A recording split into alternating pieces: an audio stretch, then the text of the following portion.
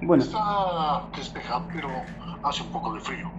bien, quiero preguntarle lo que nos llama o que lo que nos lleva a llamarlo a usted es este tema de que se han dado 23 feminicidios en el estado durante la cuarentena, de los cuales la mayoría ocurrió en el departamento de La Paz.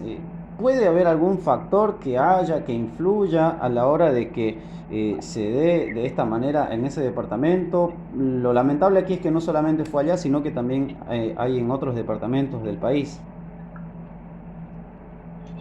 Lo que pasa es que el feminicidio es un fenómeno que se da en todos los estados, en todos los lugares del mundo y Ujú. en todos los lugares de nuestro país. Entonces, no existe un factor propiamente de la ciudad de La Paz, sino es parte de la lógica, llamémosle así, de el cómo se presentan los feminicidios. Y no tiene mucho que ver tampoco el tema de la cuarentena, porque Ujú. el año pasado hemos tenido una cantidad un poco mayor, inclusive, de feminicidios, eh, tomando en cuenta la época en la que estamos. Sí. Entonces, no tiene que ver mucho con el tema ciudad, La Paz, el Alto, sino tiene que ver con una serie de factores. Cuando hablamos de feminicidio, no tiene necesariamente que ver solamente con un factor. Es un fenómeno multifactorial y así como es multifactorial, suele ser muy complejo de comprensión, lo que hace que cuando no se lo entiende de esta manera, no hayan políticas públicas, no se maneje adecuadamente este tema y por lo tanto se vaya repitiendo a lo largo del tiempo.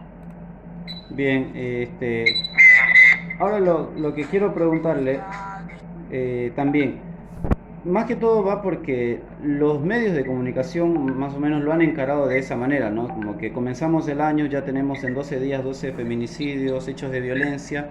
Esto de alguna manera como que desvirtúa la verdadera información y por eso más que todo es que lo llamo para que usted nos pueda de alguna manera aclarar el hecho de qué es lo que puede estar pasando en realidad. Sí, evidentemente, ¿no? Es erróneo, triste, diríamos, que la información no se la brinda de manera adecuada. La información es en cierta manera sesgada, es decir, se dan solamente números, pero no se llega más allá.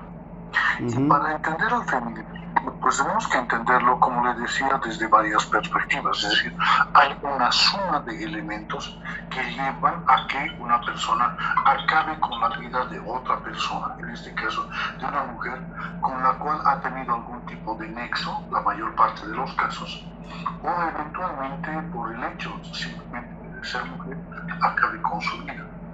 Esto tiene que ver con tres factores. El factor número uno tiene que ver con la persona autora de esta acción, en Ujú. este caso el agresor, que va a tener una serie de connotaciones características que pueden llevar a que sea más factible o menos factible en determinado momento que actúe de esta manera.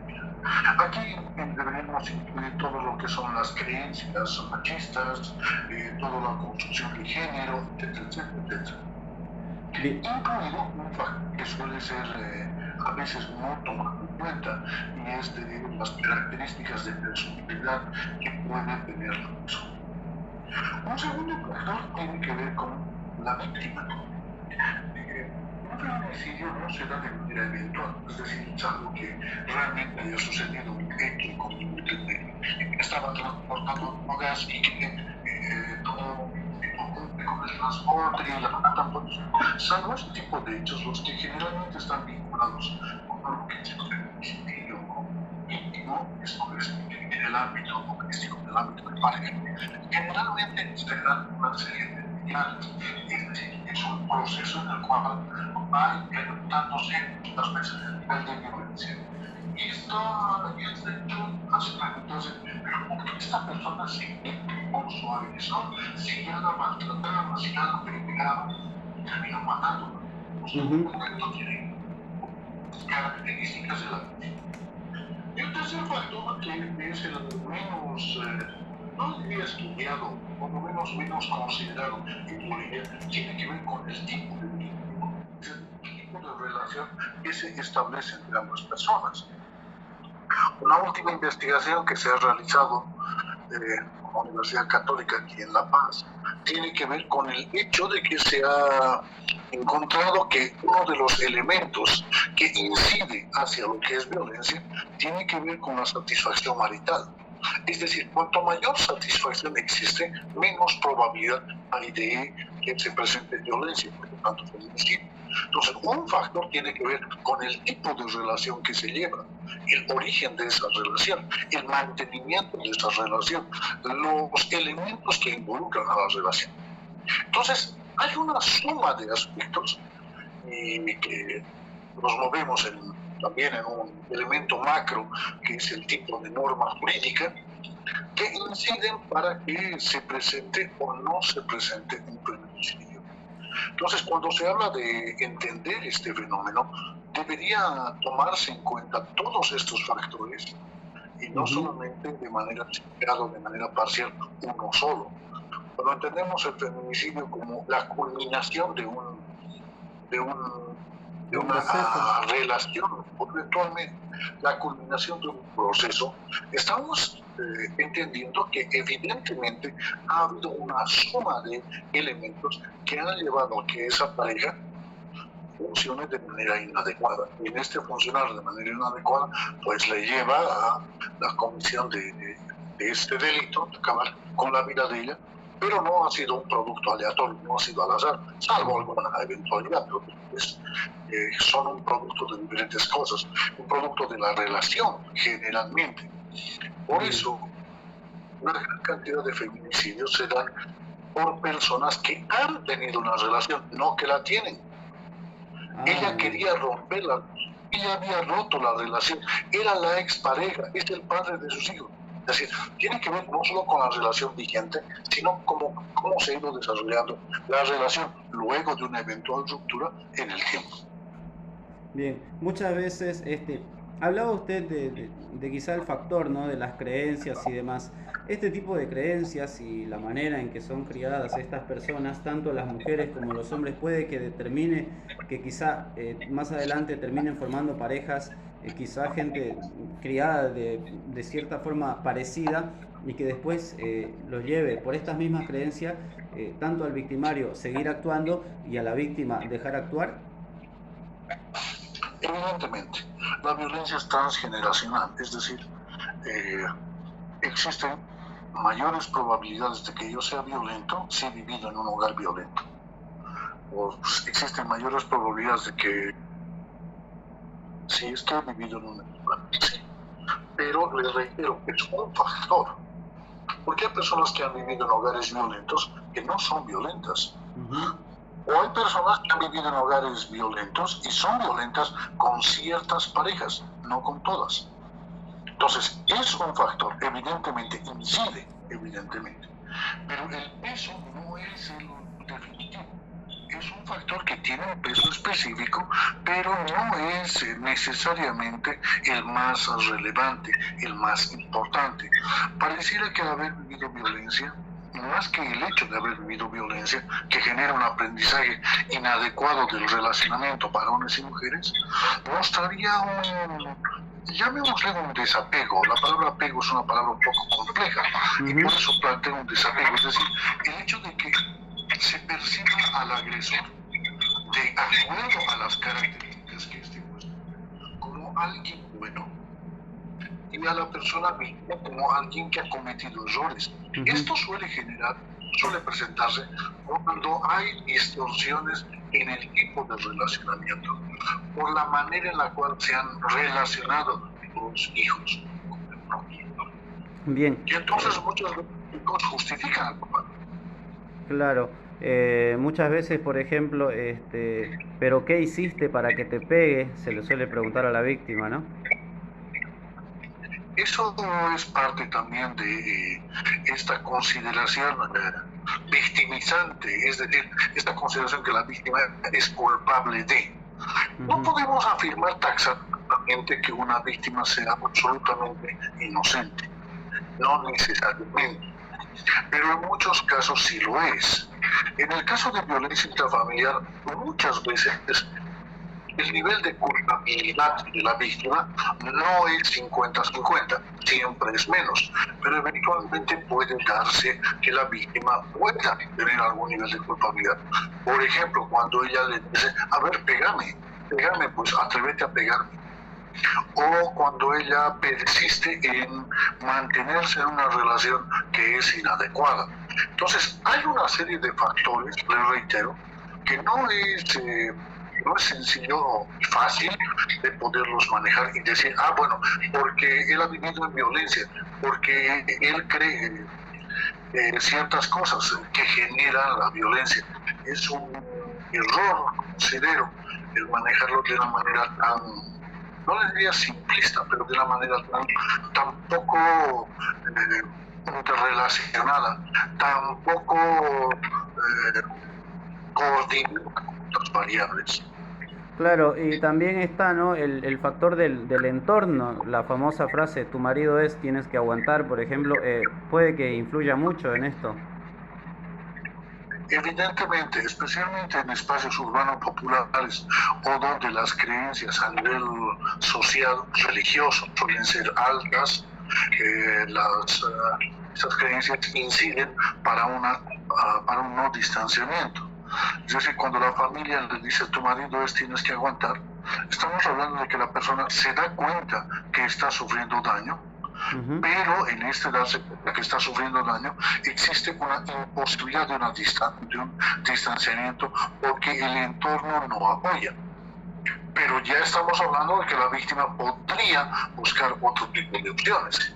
Muchas veces el entorno es incidente, el entorno es victimizante porque no permite que la víctima pueda lograr salir de un entorno, de ese espacio donde hay daño hacia ella misma o eventualmente hacia sus hijos.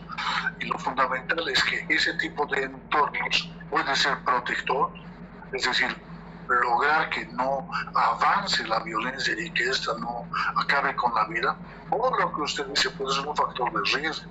Si ese entorno considera que la violencia hacia la mujer, que la golpee, es algo adecuado, pues seguramente va a ser un elemento de mayor peso para que esa persona pueda en algún momento perder la vida.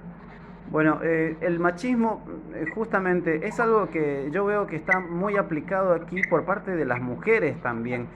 Por ejemplo, justifica muchas veces al hombre cómo no le va a pegar su marido si ella andaba saliendo, por ejemplo. Creo que también el entorno, más que todo femenino, las personas, las congéneres de las mismas mujeres que terminan siendo víctimas de estos hechos, son las que también un poco impulsan, desde mi percepción, a querer permanecer en la pareja a quien termina después siendo lamentablemente víctima fatal. Evidentemente el machismo no es una condición necesaria de solo varones. El machismo se ha transmitido de manera intergeneracional durante mucho tiempo y mucho de la transmisión de este tipo de creencias tiene que ver con las mujeres, es decir, madres que transmiten este tipo de creencias hacia sus hijos y hacia sus hijas. Y es un factor. Sin embargo, debemos entender también que en el tiempo, estamos hablando de los últimos 20 años, se ha cambiado esta perspectiva machista en cierto tipo de estratos sociales, cierto tipo de niveles etarios. Le hablo de adolescentes, adultas jóvenes, que no tienen tanto esa percepción sobre el mantener un vínculo con alguien que las agrede. Esto no le digo que se ha eliminado, pero ha bajado la cantidad. Lo que sí es realmente preocupante, es realmente complejo, es cómo la persona aprende a manejarse por sí misma. Bien. Es decir, muchas mujeres aprenden a creer que no son valiosas, que no tienen valor si no están en pareja.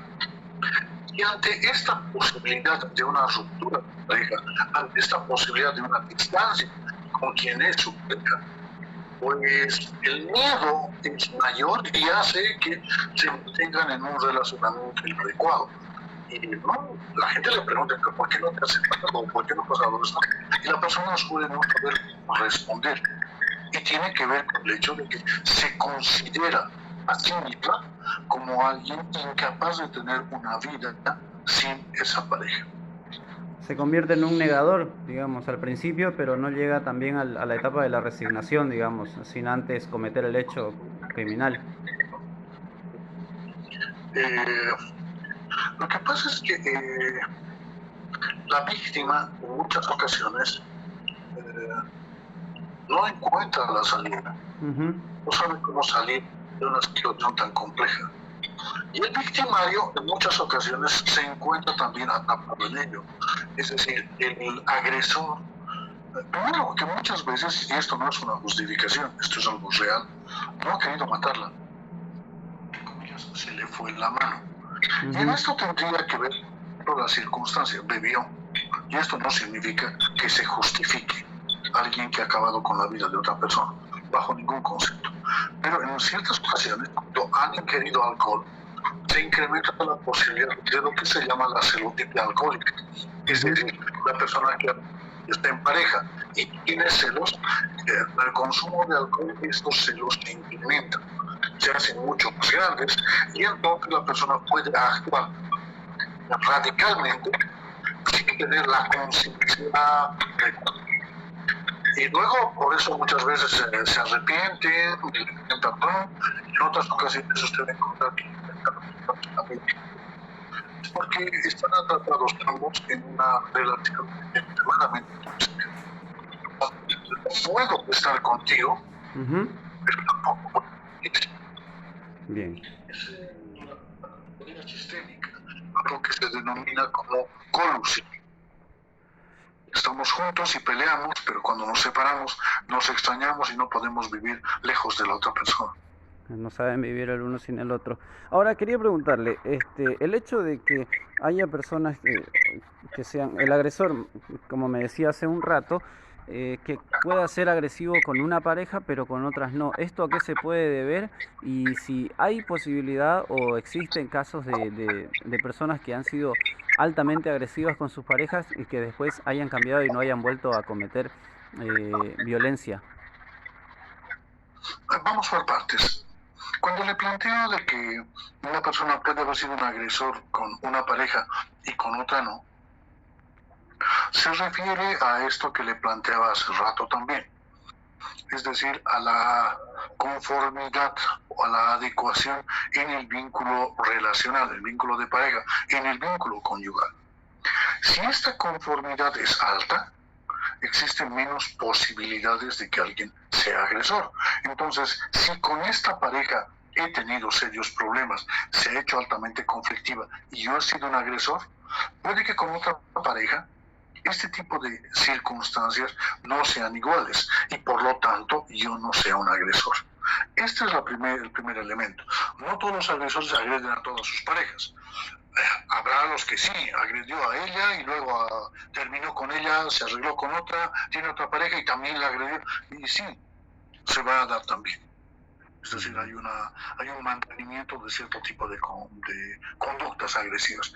Sin embargo, les reitero, puede darse la circunstancia en la cual con esta pareja, que ha tenido un vínculo distinto que con la otra, pues esto haga que no actúe de la misma manera, es decir, no la agreda, y también porque el tiempo de relación puede haber sido corto, puede haber muchos factores.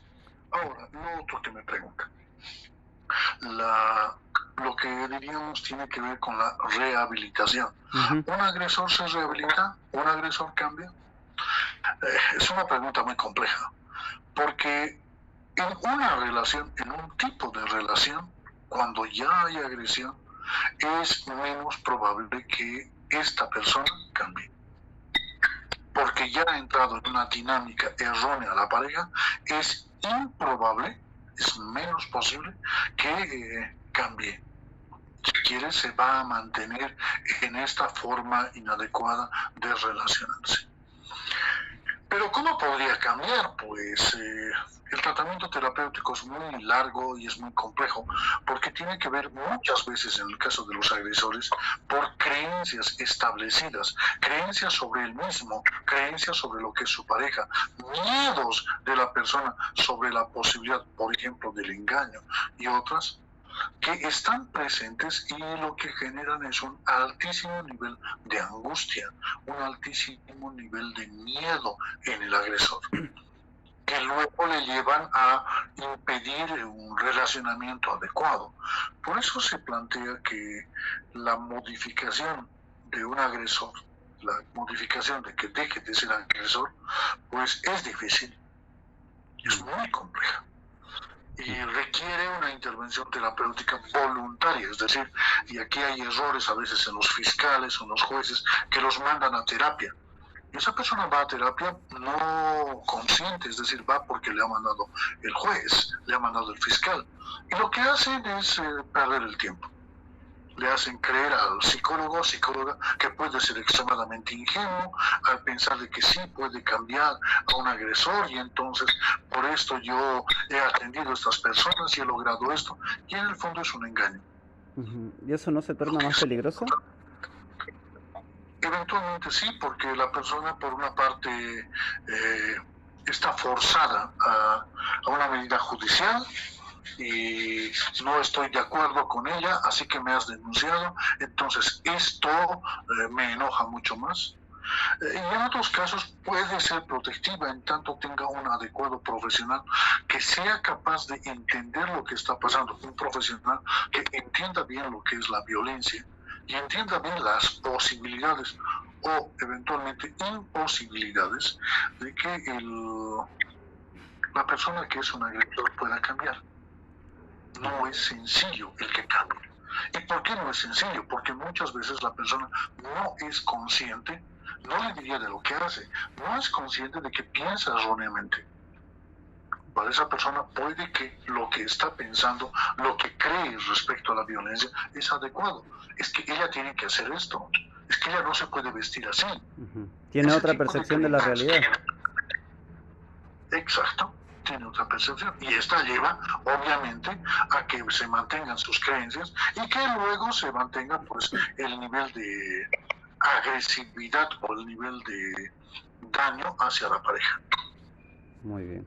Bueno, licenciado, le agradezco mucho. Ha sido muy productivo.